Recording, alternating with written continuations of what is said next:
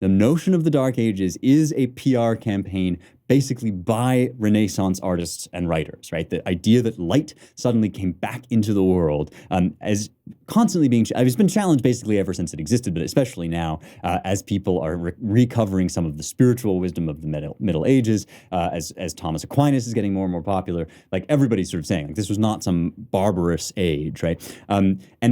We should always bear in mind that writers like Vasari are very keen to tell exactly this story, that the world went dark and then suddenly light bursts onto the scene again, right? And this is inherent also later on in the mythology of the Enlightenment, right? That everything that goes before is sort of primitive. And recently somebody published a book, which was the subject of it has to be said, hilarious little intra-academic firefight on Twitter and in the, I think it was the Los Angeles Review of Books. And the point of it was what I'm sort of saying, that this was not a time of like total darkness and ignorance, but that there were many great advances and works of beauty. All true, right? And especially look at the architecture of this period and so on and so forth.